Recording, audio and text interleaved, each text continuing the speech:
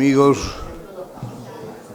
no sé si atreverme a llamaros queridos seminaristas,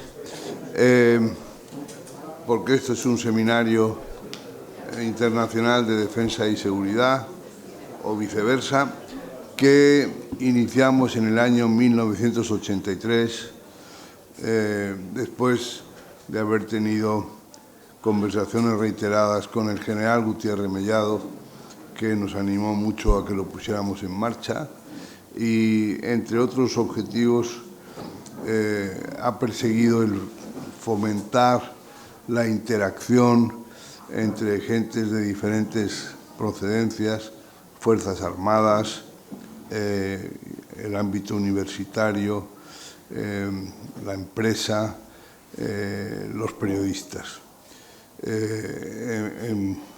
En aquellos momentos y ya desde momentos previos las relaciones no eran muy fluidas, eran bastante hostiles, pero no me detendré. Bueno, el hecho es que esto lleva ya 36 ediciones, que concluye cada seminario con la publicación de un libro que recoge, transcribe las intervenciones y los debates. Yo creo que el que termina ahora es un buen ejemplo. Yo creo que ha suscitado mucho interés. Hemos tenido aquí, además, la presencia de muchos representantes de embajadas en Madrid, que han venido y que han mandado a lo mejor de sus staff. Y creo que no ha sido fácil, nunca es fácil montar un seminario de estos. Hay gentes que luego no pueden venir, o por ejemplo, como nos ha pasado con nuestro director del Instituto Elcano y una de sus colaboradoras, Carlota, que también estaba previsto que interviniera, pero estaban en Tel Aviv, el avión, y no han podido llegar a tiempo. No sé si llegarán a comer después, porque tenían mucho interés en participar, y así nos ha pasado con otros participantes que no han podido venir por alguna circunstancia y ha habido que acudir a reemplazarlos y demás. Disculpas por todas esas cosas, a los que hayáis podido tener sensación de falta de seriedad o solvencia. No es así. Esta casa lleva muchos años trabajando con intensidad y con reconocimiento público. Y, por supuesto, dar las gracias a los patrocinadores, al Ministerio de Defensa, a la Secretaría General de Política de Defensa, cuyo titular se encuentra aquí con nosotros, el almirante, también a esa organización que se llama la Alianza Atlántica, la OTAN, que también nos ayuda en este propósito, a Indra, a Ispasat, a la Junta de Castilla-La Mancha, cuyo consejero de Hacienda estuvo en la sesión inaugural, y es muy importante el Gobierno de Castilla-La Mancha, pero para nosotros todavía más el consejero de Hacienda, porque es el que al final firma el talón.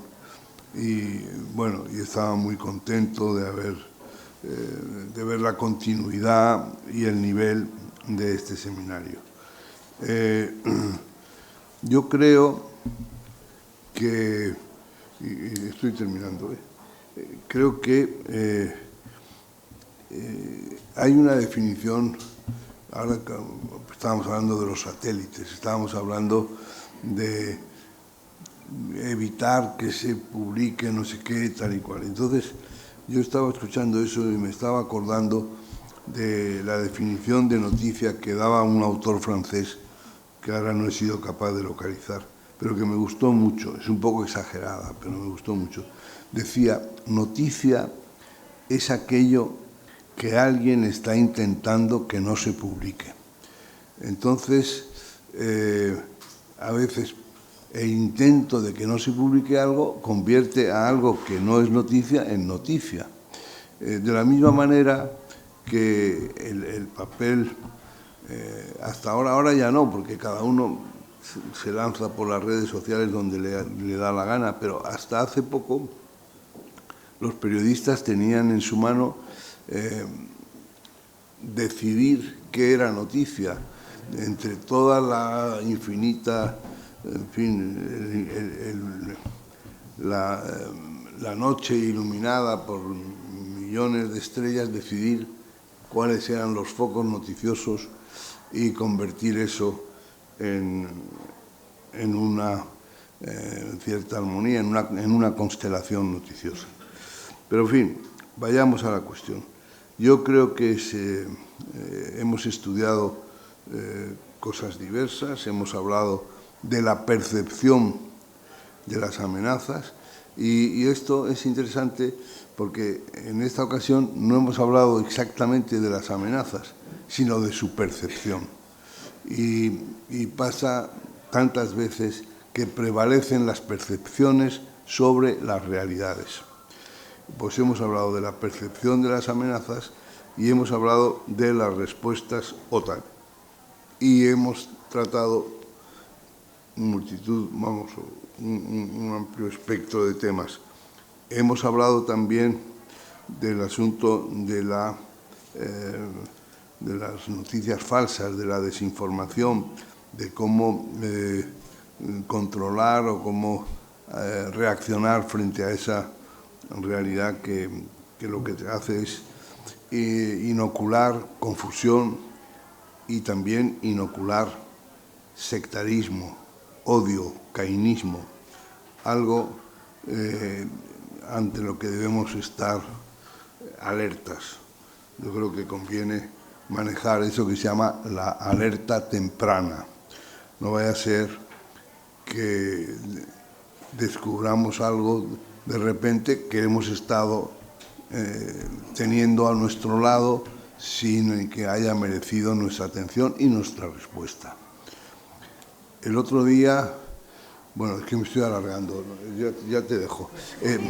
El otro día me llegó un libro de un autor al que yo admiro, Chávez Nogales. Por ejemplo, ustedes habrán visto, ha sido un descubrimiento muy tardío, porque este señor murió en el 44. ¿Por qué? Porque no servía para hacer la propaganda ni de unos ni de otros, y entonces no se reparaba en él. Pero se conocía una biografía que había hecho de Juan Belmonte, pero ahora hemos visto su libro, A Sangre y Fuego, hemos visto tal, nos ha admirado el temple, la inteligencia, la ponderación. Vale, y ahora sale un libro que recoge los editoriales del periódico Ahora que él dirigió entre el año 36, entre febrero del 36 y noviembre del 36, un periódico que se editaba en Madrid. Los editoriales atribuidos al director. Y es impresionante cómo un determinado ambiente, un determinado clima, una determinada, digamos, grado de hostilidad lleva a leer cosas increíbles. Empieza uno de sus editoriales en el mes de agosto del 36. Se pregunta a Ángel Pestaña en El Sindicalista qué hay que hacer con los que huyen. Punto. Punto y seguido, dice, fusilarlos. O sea, no había vuelta de hoja. Esto es disparatado. O sea, hay que, en fin, perdonen ustedes esta pequeña exhortación, tenemos que hacer una reflexión cívica para desactivar el sectarismo, el odio y el cainismo.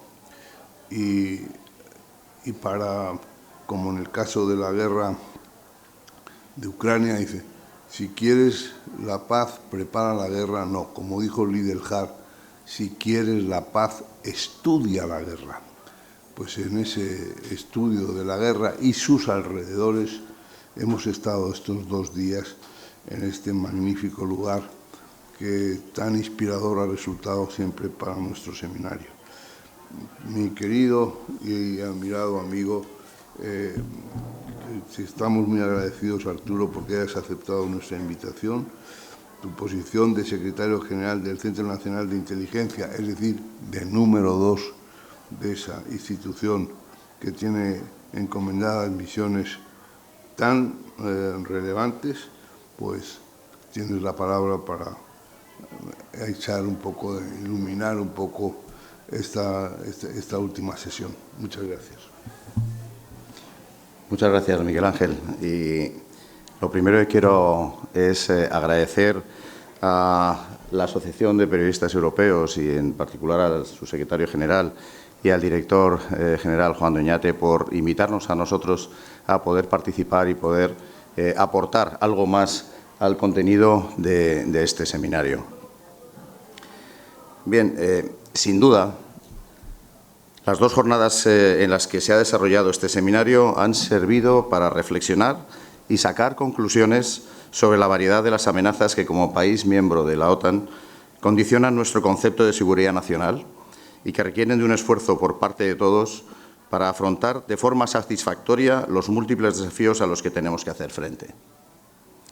Durante esta conferencia de clausura abordaré brevemente el papel de la inteligencia en la desinformación, cuestión que adquiere una especial relevancia para el Servicio de Inteligencia de España y que no es algo nuevo, porque la lucha contra las amenazas híbridas y, dentro de estas, las campañas de desinformación forma parte de nuestras competencias en el ámbito de la contrainteligencia. La comunicación utilizada como arma de guerra, desde luego, no es ninguna novedad, y la actuación de los servicios de inteligencia para neutralizarla tampoco lo es. Existen referencias a la utilización de estrategias de desinformación en contextos bélicos desde hace más de 2.500 años, como ya el tan nombrado arte de la guerra de Sun Tzu, que ya decía que el arte de la guerra es el engaño. Pero permítanme que les adelante una conclusión, teniendo en cuenta el foro al que me estoy dirigiendo. Para combatir la desinformación, los profesionales de los medios de comunicación no son solo necesarios, son imprescindibles, ya que el periodismo representa una herramienta extremadamente útil para contribuir a neutralizar este tipo de amenazas. Pero creo que la mejor forma de comenzar es aludiendo al concepto de desinformación, incluido en la última Estrategia de Seguridad Nacional, publicada en el 21, y también se hizo eco en el Informe Anual de Seguridad Nacional del año 23. En este ámbito se entiende por desinformación a aquellas acciones llevadas a cabo por actores extranjeros, tanto de carácter estatal como no estatal, con la intención de desestabilizar y polarizar a la sociedad y socavar su confianza en las instituciones fundamentalmente. Las campañas de desinformación no deben confundirse, por lo tanto, ni con la información falsa, las famosas fake news, ni tampoco con la información errónea o la misinformation. La desinformación es una de las diversas acciones coordinadas y multidimensionales que forman parte de las estrategias híbridas. Y esto quizá entronca con una de las últimas preguntas de la sesión anterior. Estrategias híbridas que emplean, además de las acciones convencionales, ciberataques, espionaje, subversión social, sabotaje, coacción económica, el uso asimétrico de medios militares o las mencionadas ya operaciones y campañas de desinformación.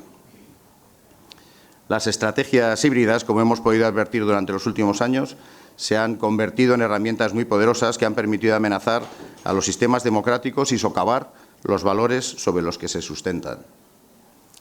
Pero volviendo al tema de las campañas de desinformación, ¿cuáles son los principales problemas que generan estas campañas? Por un lado, que pueden conducir a la polarización social y, por otro, que reducen la confianza de los ciudadanos en las instituciones democráticas. Las campañas de desinformación no conocen fronteras y en numerosas ocasiones se dirigen contra varios estados al mismo tiempo o contra organizaciones internacionales de las que España forma parte. Por este motivo, precisamente, la cooperación, no solo dentro de nuestras fronteras, sino fuera de las mismas, sigue siendo esencial para poder abordar esta amenaza de manera efectiva. De esta forma, es imprescindible poder dar una respuesta coordinada, enlazando las iniciativas nacionales con las estrategias existentes en el ámbito europeo, como, entre otros, el Plan de Acción contra la Desinformación o el Plan de Acción para la Democracia Europea. En esta línea y a título de ejemplo, el Consejo Europeo estableció durante la presidencia española del mismo en el 2023 la Caja de Herramientas contra la Injerencia y Manipulación Extranjera de la Información, la FIMI Toolbox, siguiendo el mandato de la Brújula Estratégica de la Unión Europea, aprobada en marzo del 2022. Esta caja de herramientas permite aglutinar y reforzar instrumentos existentes para luchar contra las campañas de desinformación de actores extranjeros y para ofrecer una respuesta coordinada dentro del seno de la Unión Europea. No cabe duda de que la desinformación es, o debe de ser, una de las principales preocupaciones de los sectores público y privado, así como de los propios ciudadanos. Una preocupación que debe ser abordada desde diferentes ángulos y con la colaboración de muy distintos actores. De esta manera, las instituciones públicas y privadas, así como la sociedad civil, deben estar implicados y comprometidos para actuar de manera conjunta frente a la amenaza que suponen las campañas de desinformación. La desinformación en sí funciona porque todos somos vulnerables ante ella. Por eso la comunicación y la transparencia son herramientas esenciales para limitar sus efectos. En este contexto, el gran reto de toda sociedad democrática es librar la lucha contra las campañas de desinformación sin dejar de garantizar la libertad de expresión. En este sentido, el incremento de la concienciación al recurrir a diversidad de medios, la doble verificación, el fomento de la alfabetización mediática y la apuesta por la comunicación proactiva y la transparencia suponen las principales herramientas para limitar el impacto de este fenómeno y proveer a la sociedad de recursos que les permita detectar la desinformación. Y aquí es donde han de jugar un papel decisivo los medios de comunicación. Pero ¿de dónde suele venir o dónde estamos viendo que viene la desinformación o las operaciones de desinformación? Bueno, gran parte de los responsables de este tipo de ataques suelen ser gobiernos que en numerosas ocasiones, sirviéndose de sus servicios de inteligencia, tienen como objetivo erosionar y debilitar la cohesión interna de un Estado o un grupo de Estados considerados adversarios y de esta manera debilitar su posición geoestratégica.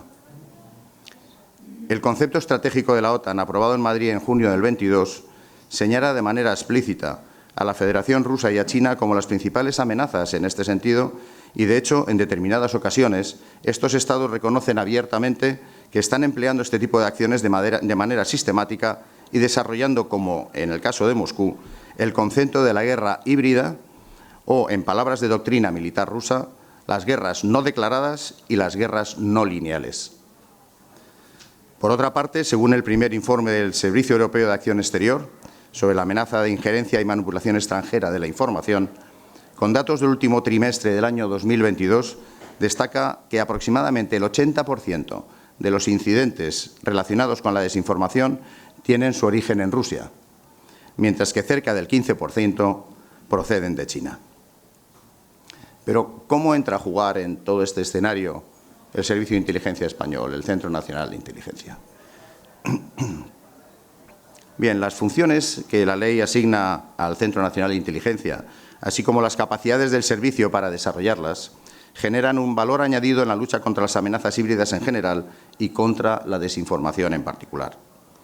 Determinadas pautas y comportamientos que pasan inadvertidos para otros organismos pueden ser detectados por el CNI gracias a las características que le son propias.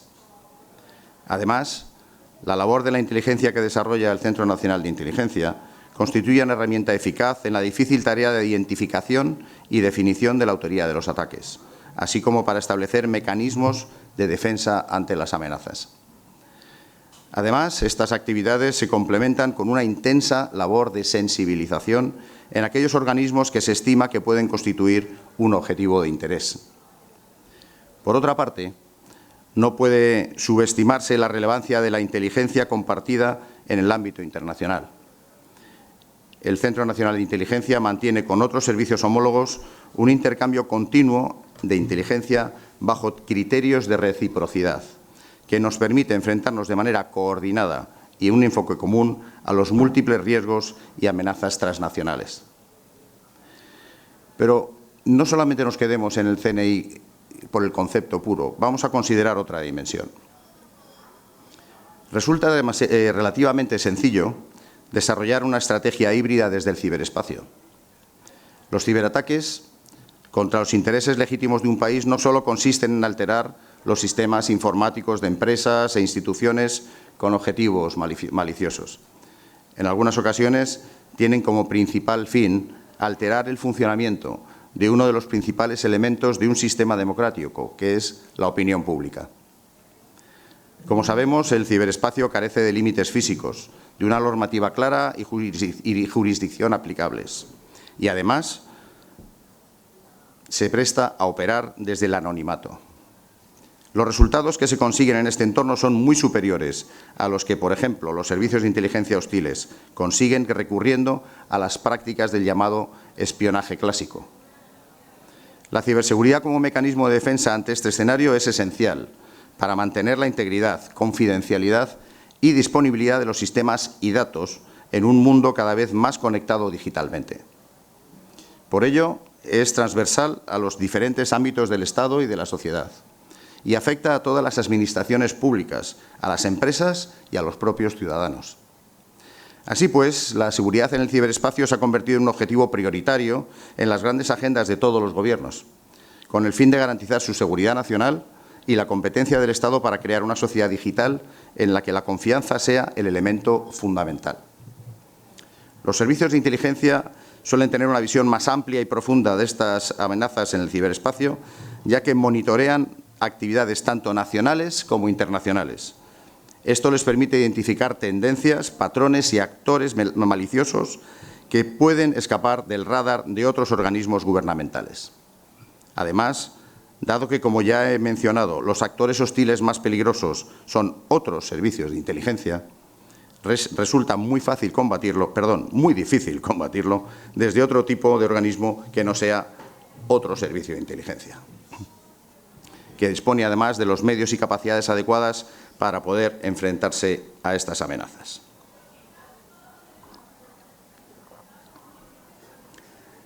En el caso de nuestro servicio, del Centro Nacional de Inteligencia, por su carácter de servicio integral y, a diferencia de la mayoría de los servicios de nuestro entorno occidental, aglutina las funciones de inteligencia estratégica y contrainteligencia, la inteligencia de señales o SIGINT y la ciberseguridad del sector público y estratégico, lo que permite hacer frente a las amenazas de forma coordinada y completa, uniendo los datos tecnológicos con los datos de inteligencia sobre el mismo objetivo, dando como resultado un producto único que permite centrar la valoración de la amenaza de forma mucho más eficiente. Como ustedes conocen, porque así se ha publicado en el Informe Anual de Seguridad Nacional en el 2023, el Centro Criptológico Nacional, organismo que forma parte del Centro Nacional de Inteligencia, ha gestionado a lo largo de 2023 107.777 incidentes, de los cuales 130 han sido considerados críticos y 5.176 de criticidad muy alta. La labor del Centro Criptológico Nacional va mucho más allá de la gestión de estos datos de ciberincidentes. Su labor es determinante en materia de prevención, lo cual incluye la formación, concienciación, sensibilización de aquellos profesionales del sector público y estratégico susceptibles de ser objetivo de agresiones en el ciberespacio. A lo largo de los últimos meses y de cara a las elecciones europeas, el Centro Nacional de Inteligencia ha trabajado en la detección y el análisis de las campañas de desinformación originadas en el exterior y difundidas a través de los aparatos de propaganda, controlados o patrocinados por actores estatales o sus proxies, algunas de ellas muy agresivas en el planteamiento de narrativas antieuropeas. Bueno, como ven, la desinformación como parte de la amenaza híbrida es un problema al que nadie puede enfrentarse de manera aislada. Por eso la colaboración constituye un activo imprescindible al que sería un error sustraernos. La conjunción de esfuerzos representa la mejor solución para afrontar los desafíos que ponen en peligro nuestros valores y nuestros principios. Para concluir, quiero reiterar mi agradecimiento a la Asociación de Periodistas Europeos por su invitación y a cada uno de ustedes por su participación en el seminario. Estoy seguro de que después de estas 2 jornadas todos somos más conscientes de las amenazas a las que tenemos que enfrentarnos y, sobre todo, hemos reforzado nuestro compromiso con la defensa nacional. Muchas gracias y gracias por su tiempo.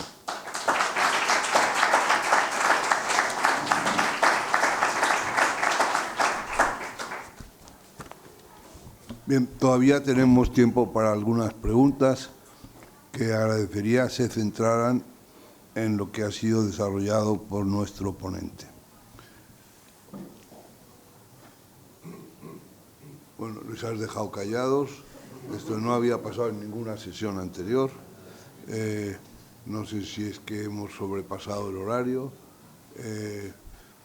Entonces, yo quería, ya que aprovechando este momento de incertidumbre en el planteamiento de preguntas, el relevo en la dirección del Centro Nacional de Inteligencia, los recelos que en algunas gentes que pensábamos que formaban parte de las instituciones, digamos, del Estado español, ¿eso ha sido superado? ¿En qué momento estáis? Porque como cualquier otro de los elementos de la defensa nacional, no puede, digamos, funcionar bien sin sentirse respaldados por la sociedad, ¿no? ¿Cómo percibís, ya que se habla aquí de la percepción, cómo percibís vuestra entronque con la sociedad? Bueno, pues es muy sencilla la pregunta, ¿eh? Parece que sea complicada, pero no lo es tanto. Efectivamente, después de un relevo complicado hace 2 años, la solución de continuidad ha sido garantizada en el Centro Nacional de Inteligencia.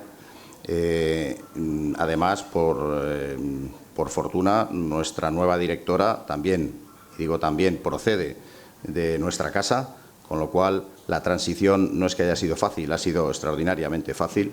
Conoce los medios, conoce los procedimientos, conoce a las personas, conoce cómo pensamos y cómo trabajamos, algo que es lo más complicado de explicar a alguien ajeno al centro. O sea, que el centro y la organización y el estatuto y la ley que nos regula contempla que haya una Secretaría de Estado, un director, que normalmente sea ajeno a la organización. El resto de la estructura, incluyendo el secretario general, deben de ser de la organización. De manera que la explicación de cómo funciona el centro a una persona ajena, sea cual sea su procedencia, cuesta mucho, porque hay cosas que chocan, evidentemente, y sobre todo las perspectivas con las que se miran los problemas, las amenazas, los procedimientos de actuación. Pero en este caso el relevo fue facilísimo por las cuestiones que les digo. En cuanto a la percepción que tenemos de cómo percibe la sociedad el Centro Nacional de Inteligencia, bueno, la verdad es que el centro siempre trabaja con una humildad extrema, ¿no? Una humildad basada también en su discreción. Luego, en el fondo, no esperamos ningún reconocimiento.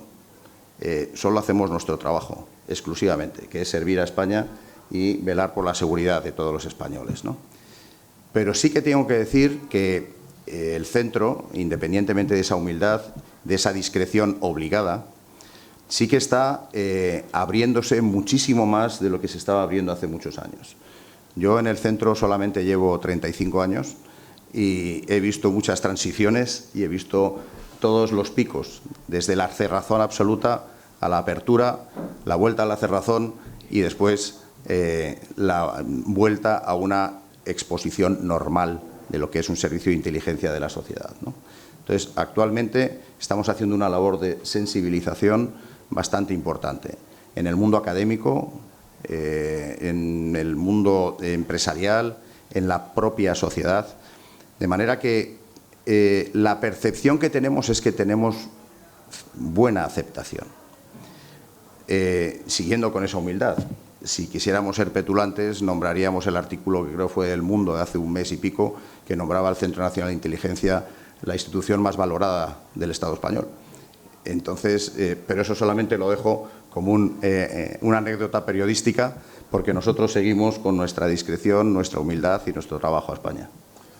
Si hubiera, parece que ahí hay una pregunta, si hubiera, mientras le dan el micrófono a nuestro amigo, por ejemplo, hay algunas medidas, digamos, objetivas para ver la aceptación de las Fuerzas Armadas. Por ejemplo, ¿cuántos aspirantes por plaza se presentan?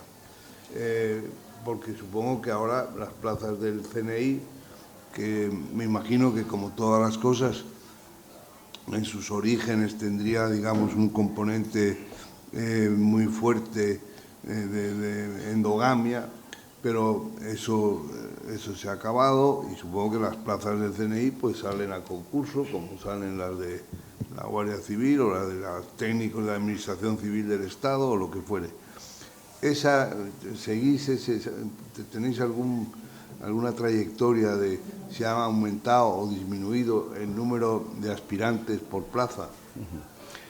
Pues en realidad es un dato bastante estable, sobre todo en los últimos años. Actualmente, y del último proceso de selección, un proceso de selección para 49 oficiales de inteligencia, el ratio de aspirantes por plaza era aproximadamente de 250. Es decir, que nos estamos metiendo en una cantidad de aspirantes iniciales sin poner filtro.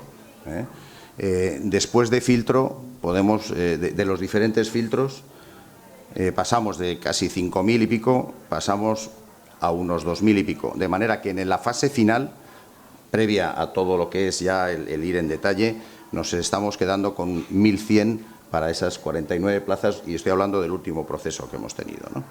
De manera que la capacidad de selección es buena, o sea, tenemos mucho donde elegir, y la verdad es que creo que la calidad de nuestros oficiales de inteligencia y del resto de los miembros del centro,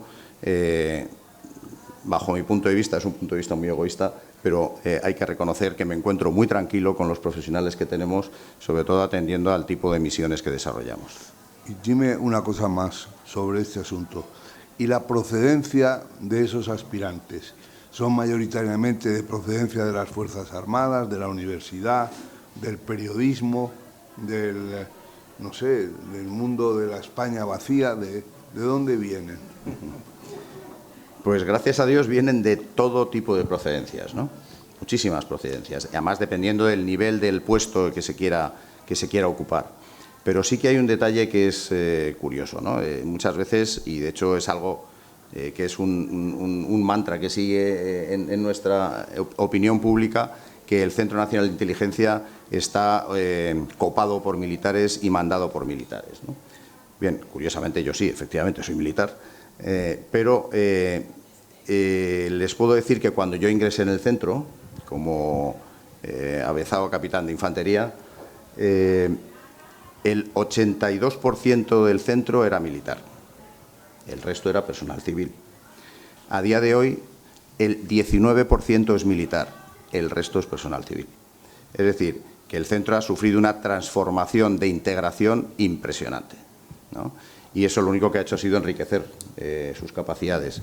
Ahora mismo la capacidad, por ejemplo, tecnológica y el perfil técnico, que es el más complicado de adquirir, el más complicado, pues estamos teniendo una calidad por la múltiple procedencia y especialización que creo que nos está haciendo ir avanzando bastante bien. Bueno, nunca es perfecto porque también es una cuestión de dinero, pero está avanzando en el sentido extraordinariamente bien. No me des nombres, pero ¿cuántos periodistas tenéis profesionales porque dices un 19% son militares. ¿Qué porcentaje son periodistas? ¿El 2%? ¿El 0,1%?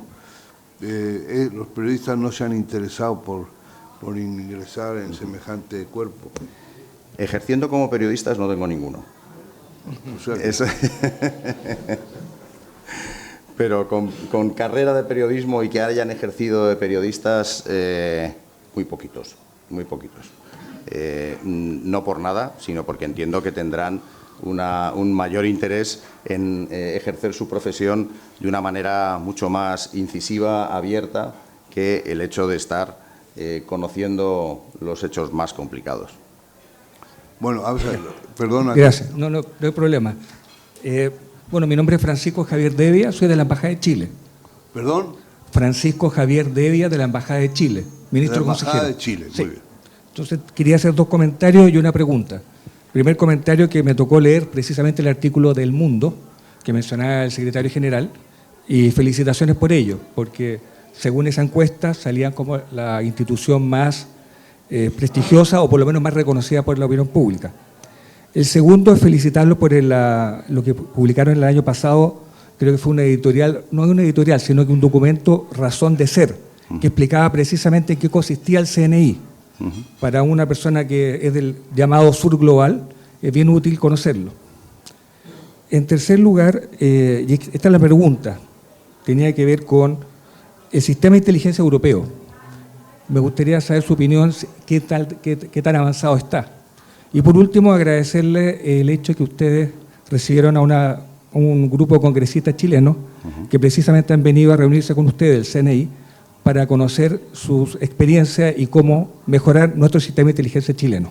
Muchas gracias por todo. Sí, así es. Efectivamente, una delegación con la que tuvimos el gusto de compartir nuestras experiencias. También muchas gracias por recordar esos reconocimientos. La verdad es que nos halaga. En cuanto al sistema de inteligencia europeo, bueno, es un sistema tremendamente complicado.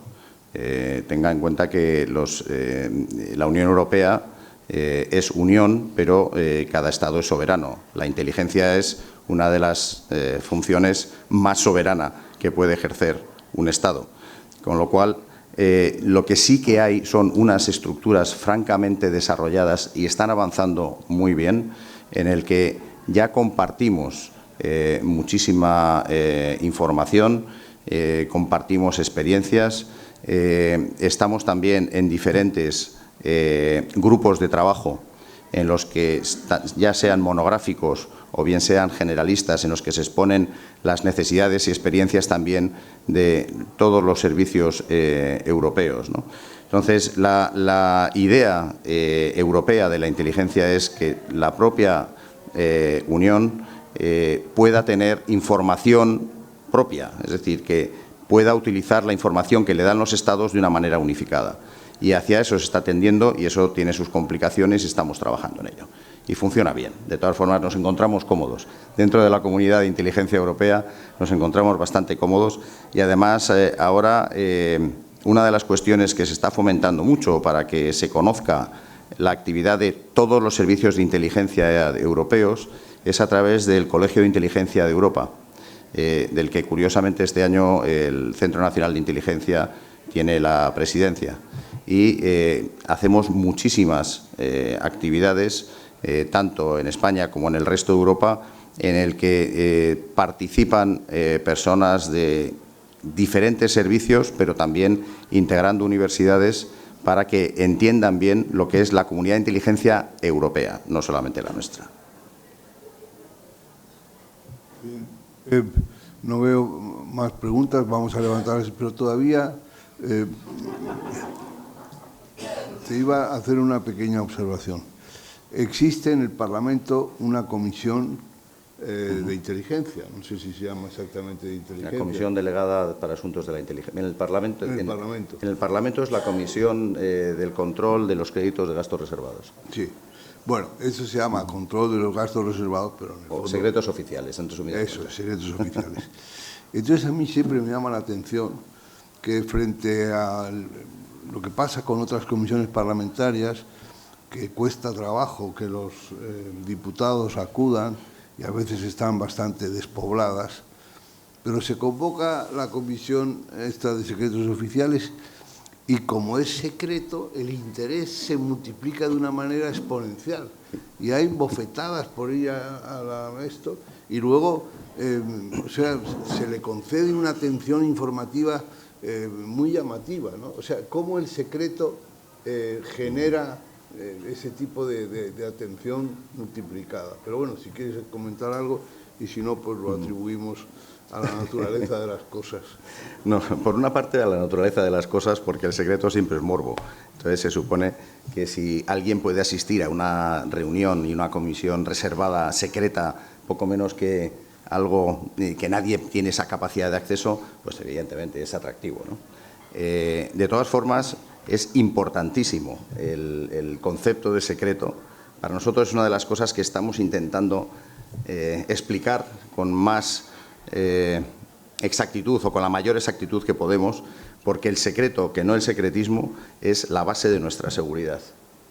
Y ahí es donde hay que educar a muchos estratos de nuestra sociedad. Muy bien, pues muchísimas gracias a todos los participantes. Creo que es también momento de rendir tributo al trabajo que durante meses ha hecho Juan Oñate y Antonio Carrasco, que se han preocupado de buscar los temas, de buscar los participantes, de asegurar su presencia y todo lo demás, y que sepan ustedes que nada de eso es fácil y que lo que estamos viendo aquí, lo que hemos visto estos 2 días, resulta en la conclusión de trabajos muy insistentes y muy inteligentes que han llevado a cabo ellos. Muchísimas gracias.